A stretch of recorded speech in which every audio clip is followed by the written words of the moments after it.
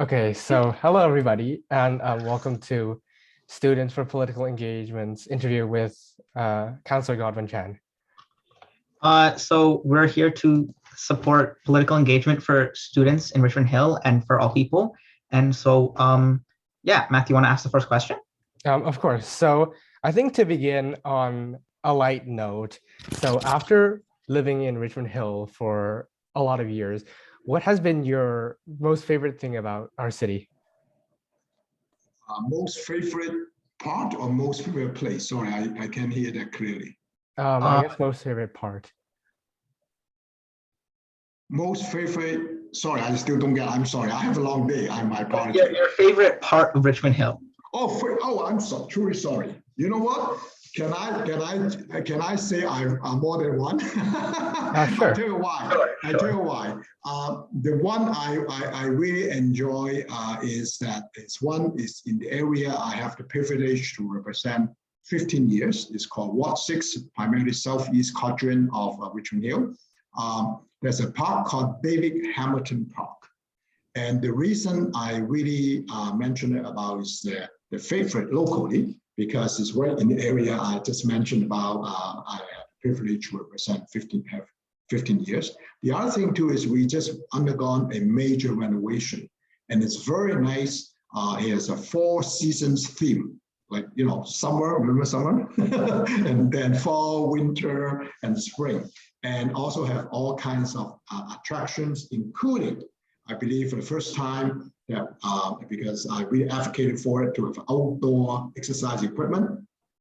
It's over there, and also in the summertime, and also have all these water things for children and family to play with.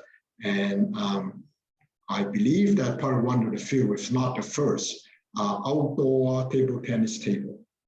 That is a place that I have been holding what I call Summerfest in the first Sunday of each summer for a good number of years. So to me, David Hamilton Park in what we call Ward 6 Richmond Hill in the Bayview, southeast quadrant of 16th Avenue is my local favorite park. Now, I also have a favorite park, which is a much bigger park. It's called Richmond Green. Probably a number of you are aware of. The reason I'm saying that, because a lot of the bigger community events, like the city celebrating Canada Day, and all the major events are being held in Richmond Green. And Richmond Green, of course, have much bigger in size. And also we have a pond, whereby also we have visitors like,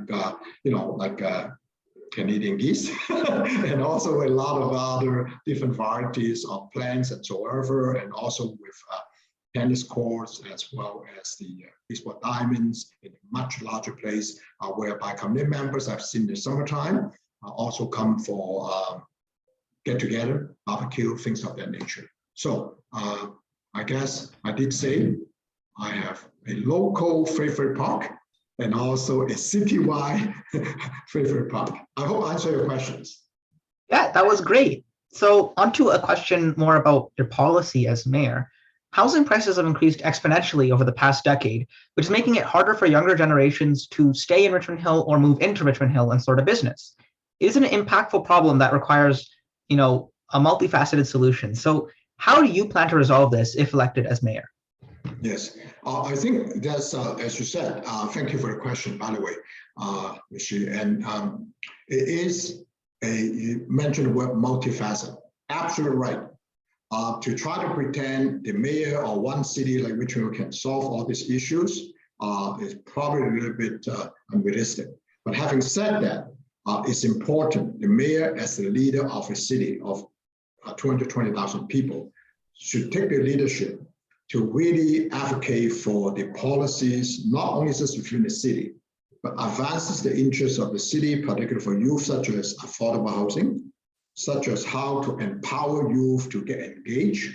And I'm glad both of you are certainly very engaged, but we need to really have the more mechanism that helps to empower young people that really do get engaged and have a voice to provide input for the city policies, including particular I mentioned about affordable housing, and it's also something on our overall, I would say, the growth development and how to do a job, or even better job, in really keeping Richmond Hill to be a city that we're all proud of, with a very low carbon use, as well as reduction of the greenhouse gas emissions.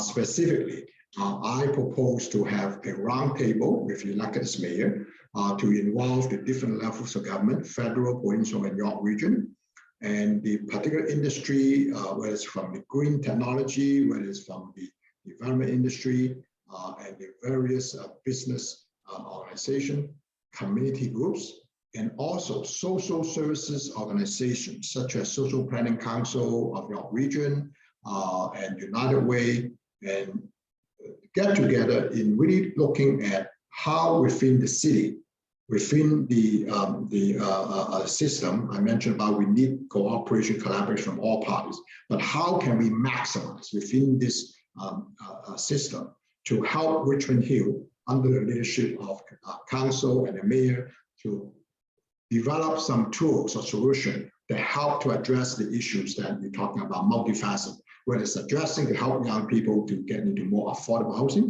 to get young people to be more engagement situation, such as a budget participation in development of recreational programs and policies. I hope that answers your question. However, I also want to add is that more than ever, I think the whole services culture of the city ought to be modernized, and which is meaning that it ought to be designed with the users in mind.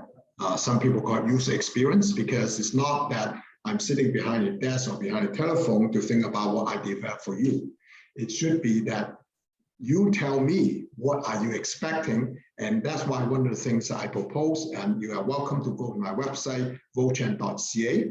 One of my 5-point action plan is to revitalize services and introduce a service charter that set out the expectation, the principles by which that persons coming in for service or calling in or accessing service, what to expect, and particularly also a turnaround time estimate for people to know, so that it will be clearly articulated what are the expectations in terms of how the services would be considered, would be reviewed, and also the expected turnaround time and what are the expectations. So I'm proposing to have a service charter to really make it very clear and transparent that people know what to expect, and also for our staff in the future, so that it's clearly what are the expectations from both the mayor and council, as well from the public, for more timely and responsive. And I think that the youth can be helping because,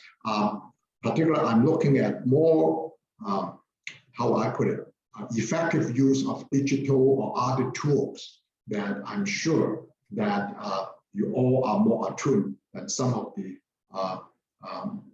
not as young generation like us. So there is opportunities there.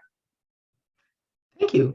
On the topic of us as youth, as young people, we often rely on alternative means of transit to get around. So we were wondering, what investments in bike and bus infrastructure can we expect if you are elected mayor? The infrastructure you're talking about is only relating to certain types, or you're talking about infrastructure in general? I guess just all alternative transit infrastructure that can really help us young people when we're trying to move around. Yeah. Now, one of the aspects, I mean, I've been a student before, right? I mean, I used to buy, monthly passes, whether it's Viva, whether it's for Go Bus or Go Train. I think one of the things is that I should draw a distinction. And let me be clear.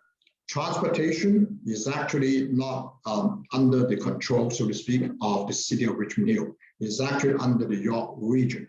Now, having said that, there's a relationship because the mayor of the city would be a member of the York Regional Council, whereby public transit does fall into the jurisdiction. So in that sense, it's not so much a city per se, but the mayor representing the city at York Region.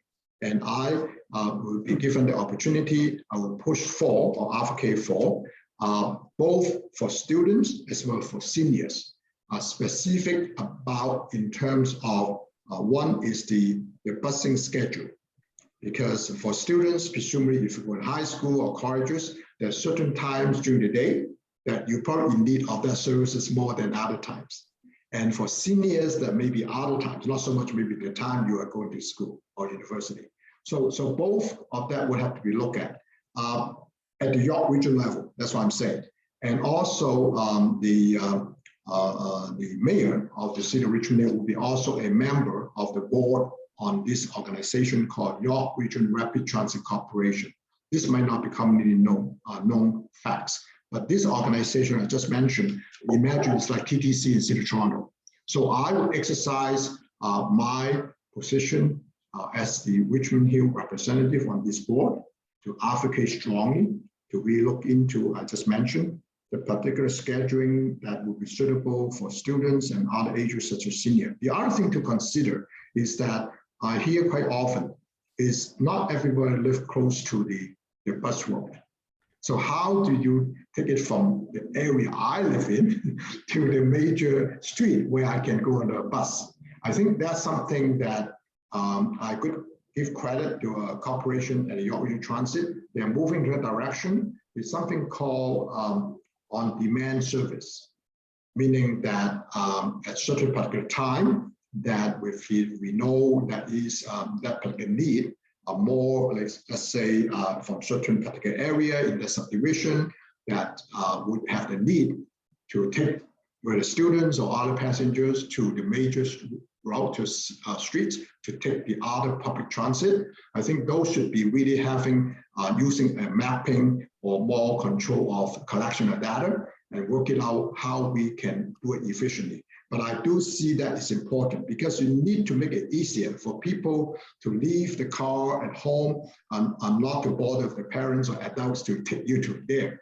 And it would be easier for and much more convenient and actually increase the user ridership of those public transit if you make it easier to go from one subdivision to those major roads.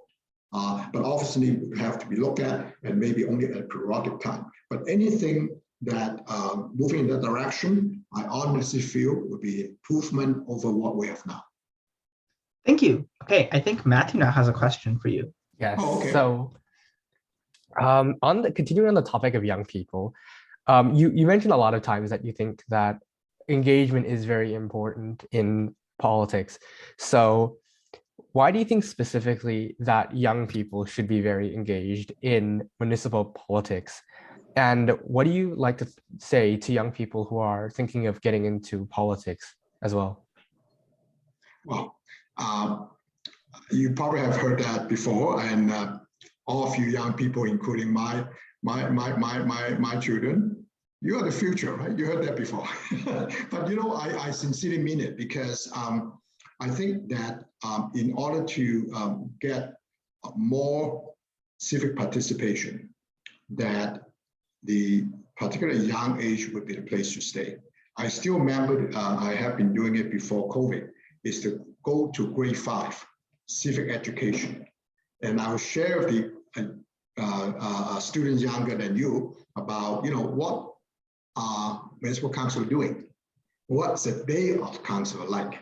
Now, it was there for two purposes, kind of like behind your question, Matthew. One is to raise awareness and inform students even at a young age of grade 5.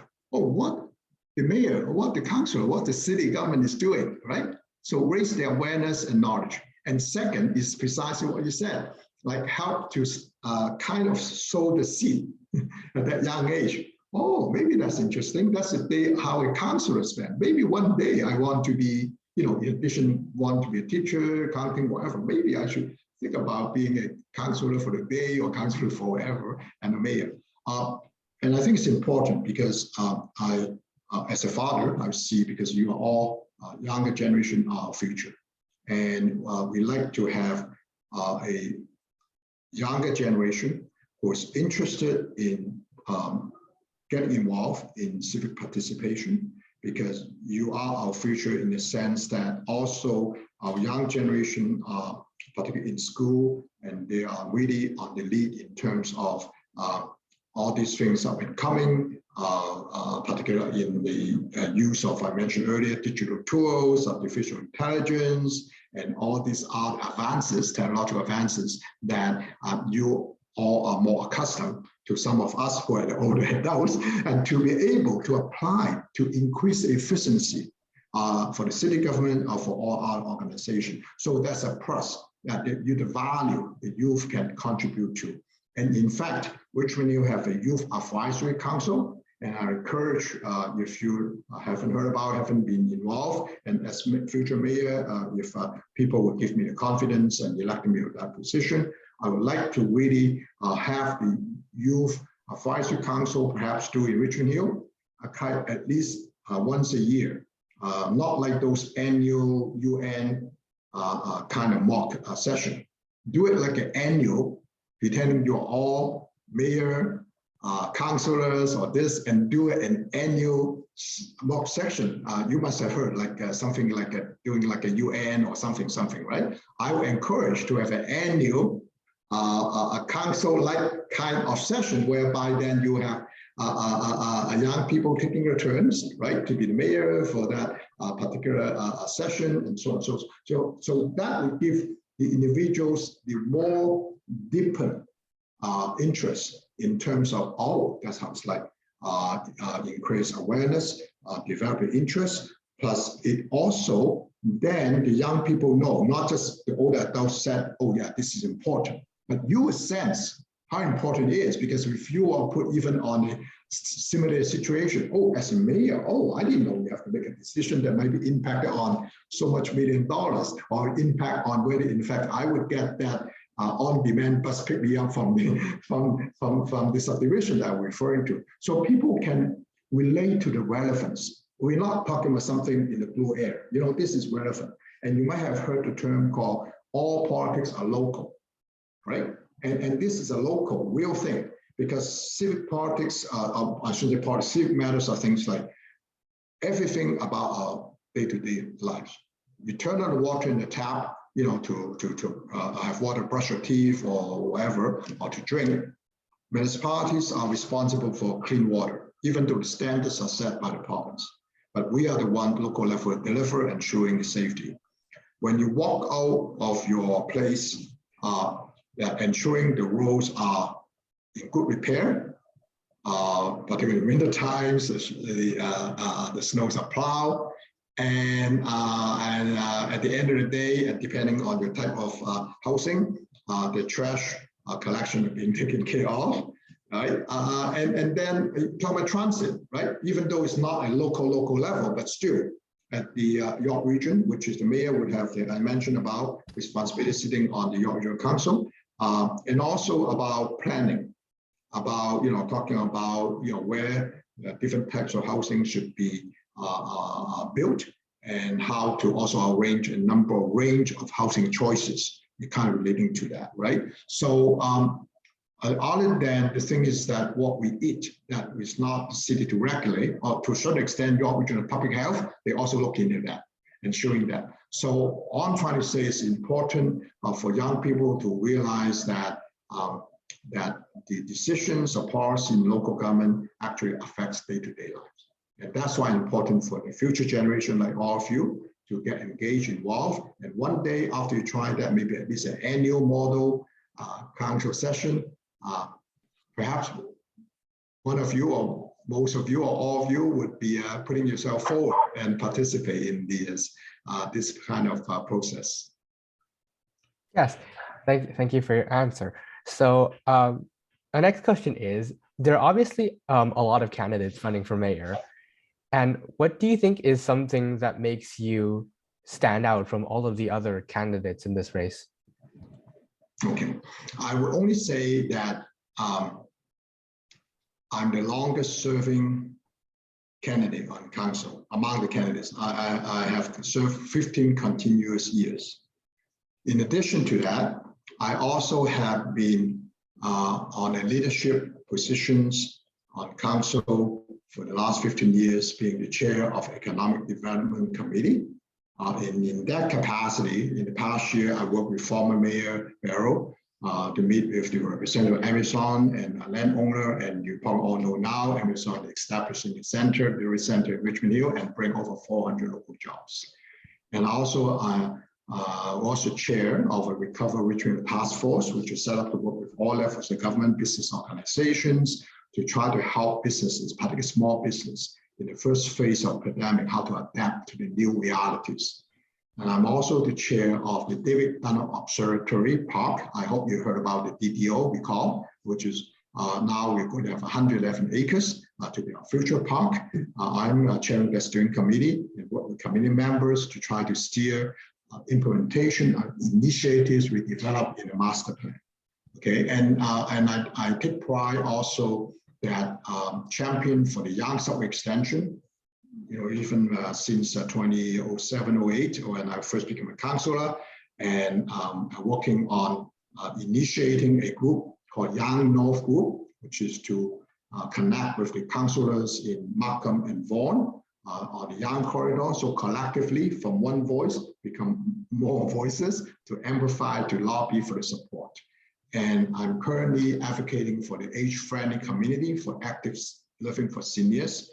And I also take pride of advocating for and securing the DDO Park to be recognized by Government Canada as National Historic Site. Now, all this trying to say is that I am experienced. I have the qualification. I actually, I retired from legal practice. But I'm also very passionate about public administration.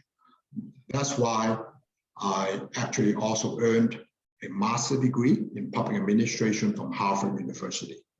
Not because I need that particular degree or qualification, because I honestly want to expand my knowledge, understanding the full scale, the breadth and the depth of public administration all over the world. And I intend to apply those knowledge, my skill set, to the job as a next mayor. And I honestly feel I present voters in summary, an experience, and inclusive, and also forward-thinking professional to lead the city and build together a brighter future. Because by demonstrating I have been reaching out beyond the borders of Richmond Hill, connecting with other municipalities and get colleagues to do work together for a common purpose. I think that's important. The mayor does not just chair meetings in the city, but have to work with all other levels of government. And I'll end it by saying that I feel gratified because I have been elected by other mayors and councillors to an organization called Federation of Canadian Municipalities, which is a national organization representing all local governments from coast to coast. I've been elected to a board of directors between the years of 2013 to 2020. So I think that what is makes a difference, that I'm the candidate that have demonstrated a solid record of champion for issues that matter to the community. I'm a candidate that can bring results. I'm a candidate who demonstrated have working ability and gain the recognition and respect from other municipal leaders, whether it's just next door in York region or across the Canada and also other levels of government. So on January 18th of 24, I encourage everyone to come and vote. And obviously I ask you to look at all candidates' profile very carefully. And I hope that people will come to the website, votechan.ca, and see my 5-point action plan and consider supporting Godwin Chan as your next mayor in Richmond Hill. Thank you. Yeah, I actually have been to the DDO a couple times. I go there quite often. So yeah, I think that concludes our interview. Thank you. Okay, thank you very much. And I do hope that as young people, you encourage you for 18 and above for eligible to vote. As I indicated, look at all the candidates' profile, and I encourage you to certainly go to my website, votechan.ca, and look at my 5-point action plan. And I just want to say thank you very much for what you have been doing and helping to promote. And I would just sum it to say that consider experience matters and character matters. At the end of the day, the city government is here to provide services. So I honestly believe service matters. That's why I'm proposing the service charter. We really modernize our culture and the way we deliver services to all of you, members of the public. So thank you for your time and interest. Thank you. Best of luck. And you know what? Last thing but not least, stay safe. Thank you. You too. Yes. Yeah. Okay. Thank you very much for coming to this interview. Okay. Bye-bye. Bye-bye. Bye-bye.